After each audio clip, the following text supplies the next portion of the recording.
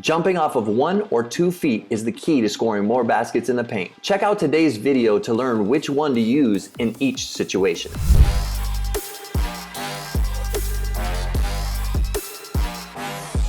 Hey team, this is Coach Conley with Conley Hoops. I've been training and coaching basketball players for 20 plus years.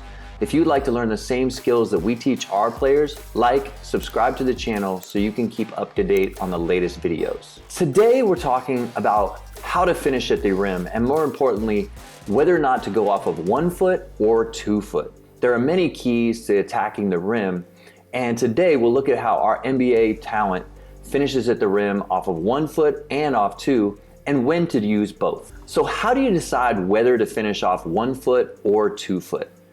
Well, there are a few keys that you can use to determine that. Obviously, in the flow of the game, these decisions have to happen quickly. But one of the most important keys is to remember, as soon as you beat your defender, if your defender is behind you, you should be exploding off of 1 foot. Anytime the defender is trailing, you want to get to the basket as fast as possible. And to do that, you need to lengthen out. If you jump off of 2 in this space, it allows the defender to catch you from behind, and you wouldn't want that to happen. So once you get by your defender, the most important thing is to extend to the rim.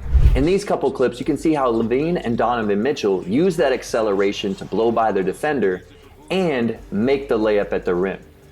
Here, he beats his defender and extends before the help side defense can get there. Here, Donovan gets by his player, and you can see how he extends out to make that finish at the rim before anyone can come over. So when finishing off of 1, remember, as soon as I beat my defender, I need to extend out, jump off 1, and explode to the rim, giving me the best opportunity to finish before help comes and before my defender can recover. So what if you haven't beat your defender and he's still on your hip?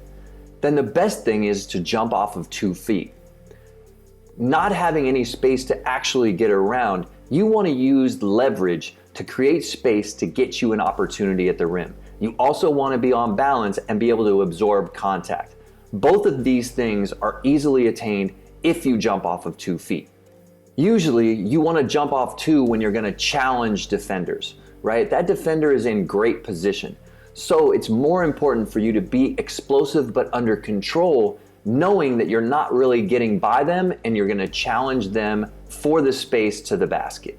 Here we have Wiggins going on a dive cut, and he uses the jump off 2 feet to literally split the defenders and hang and finish at the rim. Off of 1, he could have jumped off 1, but that would have made it much more difficult to finish through the contact. Jumping off 2 allowed him the freedom to elevate, split the defenders, and get to the rim. He can make that decision in the air because he jumped off 2. Here, Donovan uses the contact to slip underneath the defender, and off 2, he's able to maintain his balance and finish at the rim through the contact. The other key to jumping off of 2 feet that's really important is to do it when there's a lot of traffic around you. Anytime there's not much space, being off 2 feet will allow you to find the space around them to make plays at the rim. If you jump off 1, most of the time you can't find the space to actually get to the rim, and it will end up in a really tough contested shot. Here you can see finishing in traffic off of 1 can really be difficult. There's too many bodies, you're out of control, and you can see how even Giannis, one of the best finishers, really struggles jumping off 1 in the paint. Here Giannis again attacks the paint, but with all the defenders around, 1, he doesn't get a foul, and 2, he's off balance, can't even get his rebound. Here Jaylen Brown does the same thing. He can't get to the rim, he's jumping off 1, attacking aggressively, but still gets stuck at the rim and can't finish. Here Butler really takes his time and makes sure he gets a good shot at the rim. Here again, jump stop, letting the defenders get out of the way, clearing space for him allows him to finish the bucket. Levine, creating that space and contact, even in traffic, makes a great play at the rim. And anytime we get space or we're around the basket, finishing off 2 just gives us so much more control that we can make easy plays. John Morant here takes on a bunch of defenders, but because he's under control and can finish under control off 2 feet, he finishes easily at the rim.